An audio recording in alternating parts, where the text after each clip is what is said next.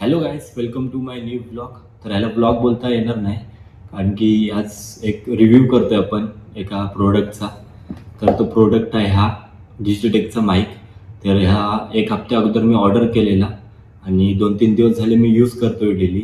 तर त्याचा आज रिव्ह्यू करतोय आपण. तर ब्लॉग पुढे कंटिन्यू बघत राहा तुम्ही. तुम्हाला समजेल हा माईक कसा आहे, कितीला घेतला आहे वगैरे. आणि हा माईक मी ऑनलाईन मागवलेला झेप्टोवरून. 3,900 समथिंगला पडलेला हा. आणि ह्या रेंजमध्ये हा बेस्ट माईक आहे. पुढे बाकीचे त्याचे काय आहेत प्रोडक्ट्स, काय काय भेटतं ते सर्व पण सांगतो तुम्हाला. तर बॉक्स ओपन केला की येतो पहिला माईकचा केस. त्यानंतर हा येतो एक बॉक्स, ह्याच्यामध्ये काय बघूया.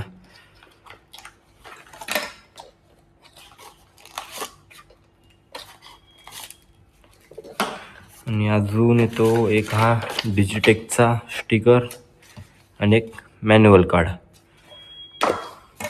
हे आहेत क्लिप, हे तुम्ही शर्टला अटॅच करू शकता. 2 क्लिप आहेत. त्यासोबत येतो 2 OTG, एक iPhone टू टाईप सी आहे आणि एक आहे type C to type C. तुमचा iPhone 15च्या अगोदरचं मॉडेल आहे तर तुम्ही हे त्याला अटॅच करू शकता. आणि त्याच्या पुढच्याला तर type C to type C लागेल. त्यानंतर येतो हा एक आहे वाइंड वूल. जर तुम्ही जास्त पब्लिकमध्ये एको असेल, नॉईज असेल तर हा तुम्ही त्या ट्रान्समीटरवरती लावू शकता. आणि त्यासोबत अजून आहे एक कॅबल आहे. हे कॅमेऱ्याला लागते, पण आपल्याकडे कॅमेरा तर नाही आहे. पुढे भविष्यात आलं तर यूज होऊ शकते. आणि आता मेन येतो आपला माईक. तर आहे रिसिव्हर आणि 2 ट्रान्समीटर. आणि ट्रान्समीटर पण मॅग्नेटिक आहेत. तुम्ही डायरेक्ट अटॅच करू शकता शर्टला, टी शर्टला. तर ह्याला आता आपण कनेक्ट करून बघूया. तर गाईस, हा बॉक्स आहे असा चार्जिंग केस. आणि हा आहे रिसिव्हर आणि 2 ट्रान्समीटर येतात त्याच्यासोबत. हे 2 ट्रान्समीटर आहेत आणि ट्रान्समीटर पण मॅग्नेटिक आहेत. तुम्ही डायरेक्ट शर्टला, टी शर्टला अटॅच करू शकता. आणि हा ट्रान्समीटर चालू करण्यासाठी लॉंग प्रेस करून ठेवायचा. नंतर हा चालू होतं. हे चार्जिंग किती आहे त्याचं दाखवतं. हे 2 माईक आहेत, T1 T2. आणि हे व्हॉल्यूमचे ऑप्शन आहेत. तर आता फर्स्टवरती आहे, हा सेकंडवरती आणि हा थर्डवरती. आणि सेम असंच ट्रान्समीटरचं पण आहे. लॉंग प्रेस करून ठेवायचं, माईक चालू होतं. नंतर एकदा प्रेस करा मग नॉईज कॅन्सलेशन चालू होतं. आणि 2दा प्रेस केलं की रिवर्ब एवढा कोण यूज नाही करत, म्हणून रिवर्ब बंदच ठेवूया आपण. आणि आहे नॉईज कॅन्सलेशन चालू. आता हा यूज करून बघूया आपण.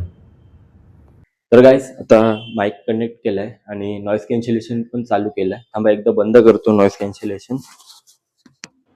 आता बंद केलाय. तर आता तुम्हाला थोडा नॉईज येत असेल बॅकग्राऊंडचा. थोडं बाहेर आलोय ऑफिसच्या, म्हणून कसं हॉर्नचा आवाज वगैरे येतं, तो येत असेल. आणि आता आपण करूया नॉईज कॅन्सलेशन चालू. तर आता नॉईज कॅन्सलेशन चालू आहे आणि आत्ता आवाज थोडा कमी झाला असेल, ते नंतर मला व्हिडिओ बघितला की समजेल. आणि आत्ता थोडं वरती जाऊन ह्याचा डिस्टन्स किती आहे ते पण चेक करूया, आवाज म्हणजे क्लिअर येतो का. आणि जरा बाहेर गेलं तर वाऱ्याचा पण आवाज वगैरे येतो तो, आणि हॉर्नचा आवाज हा डिनॉईज करतो का ते पण बघूया. तर गाईस, आता आलोय वरती ऑफिसच्या टेरेसवरती. इथं थोडा व्हॉइस जास्त आहे म्हणून, आणि नॉईज कॅन्सलेशन इथे पण चालू केलंय. तर बघूया इथे कसा आवाज आहे आणि ह्याचा डिस्टन्स किती कव्हर करतो ते पण चेक करूया. आता थोडं मी पाठी जातो असंच, आणि आवाज किती पाठी आहे ह्याचा तर बघूया. तर माईक वरती तर लिहिलेलं की 40 मीटर पर्यंत ह्याची रेंज आहे. तर आता इथे आपल्याला 40 मीटर तर नाही जाता येणार, पण जेवढं जाता येईल तेवढं बघूया आपण चेक करून. मला वाटतं अजून पण आवाज क्लिअरच असेल. आणि मी बॅकला फिरलो तरी पण आवाज काय कट नाही होणार, डिस्कनेक्ट नाही होणार, माईक पूर्ण येईल. त्यानंतर व्हिडिओमध्ये मला समजेलच. आणि मी हा व्हिडिओ एडिट नाही करणार, म्हणजे VN वगैरे मध्ये ऑप्शन येतात ना डिनॉईज करायचं, ते नाही करणार. जसं आहे तेच करणार आहे. तर बघूया. आणि ह्याच्यामध्ये ऑप्शन पण आहेत, तसं तुम्हाला बोललेलो, व्हॉल्यूम 1, 2 आणि 3. तर आता हा 1 वरती होता, आता 2 वरती करून बघूया. तर गाईस, आता व्हॉल्यूम 2 वरती ठेवलाय. आवाज थोडा वाढला असेल ह्याच्यामध्ये, आणि ह्याचा डिस्टन्स पण सेम असेल. तरी पण ह्याच्यासाठी एकदा परत जातो पाठी आणि बघतो, कारण की इथे हवा पण जास्त आहे आणि हॉर्नचा एवढा आवाज येतोय ना, काय सांगू तुम्हाला. तर इथे तर कमीच झाला पाहिजे नॉईस कॅन्सलेशनमुळे. आणि आत्ता पण आवाज तिथे क्लिअरच असेल आणि जरा जास्त आवाज असेल आता, कारण की व्हॉल्यूम 2 वरती ठेवलेला आपण. अजून एक तिसरा ऑप्शन आहे, तो आहे व्हॉल्यूम 3चा. तो पण एकदा करून दाखवतो, त्यासाठी पाठी जाण्याची गरज नाही. तर आता व्हॉल्यूम 3 वरती ठेवून बघू. तर गाईस आता ठेवलाय व्हॉल्यूम 3 वरती आणि ह्याचा आवाज बघा जरा जास्तच असेल, कारण की हा व्हॉल्यूम हा जास्त करून यूज तुम्ही पब्लिकमध्ये करू शकता. पब्लिकमध्ये जास्त आवाज आहे, हॉर्नचा आवाज आहे, तर ह्याच्यामध्ये तुम्ही व्हॉल्यूम 3 वरती ठेवू शकता. त्यामध्ये कसं तुमचाच आवाज जरा जास्त वाढतं त्याच्यामध्ये. आणि अजून एक ऑप्शन असतं रिवर्बचा, तो पण तुम्हाला सांगितलेला. तर रिवर्बचा आवाज म्हणजे तो रिवर्ब ऑप्शन कसा असतो की ते एकोसाठी असतं, तर ते तर जास्त कोण यूज नाही करत, तर त्याची गरज नसते एवढी. बाकी हे डिस्टन्स पण बघितलात तुम्ही, मस्त म्हणजे डिस्टन्स पण हा कव्हर करतो आणि जसा आपण बोलतोय तोच आवाज बरोबर हा कॅप्चर करतोय. तर एवढ्या बजेटमध्ये हा माईक तर खूप चांगला आहे. तर गाईज बघितलात तुम्ही, आपण माईकचा रिव्ह्यू केलेला आहे आणि तो कसा वाटला तर तुम्ही कमेंटमध्ये सांगा मला. आणि हा माईक मी 2-3 दिवस यूज करत होतो. तुम्ही माझा मागचा व्लॉग बघू शकता महाशिवरात्रीचा, तिथे हजारो पब्लिक होती, तिथे पण ह्यांनी खूप चांगला म्हणजे नॉईस कॅन्सलेशन केलेला. तर खूप बेस्ट माईक आहे हा आणि लो बजेटमध्ये भेटतं. 3,900पर्यंत म्हणजे 4,000 पकडा. तर ह्या प्राईसमध्ये खूप चांगला माईक आहे हा. आणि तुम्ही पण कंटेंट क्रिएशन व्लॉगिंग वगैरे करता तर तुमच्यासाठी पण बेस्ट माईक आहे हा. तुम्ही ऑनलाईन साईटवरनं परचेस करू शकता.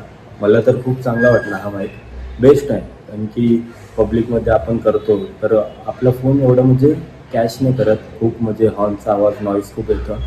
पण हा मी माईक घेतला तेव्हापासून मस्त नॉईस कॅन्सलेशन करत आहे आणि माझा आवाज पण खूप चांगला येत आहे ब्लॉगमध्ये. कारण की माझे पहिल्याचे ब्लॉग आणि आत्ताचा म्हणजे महाशिवरात्रीचा मी व्लॉग बघितला तर मला डिफरन्स समजून आला.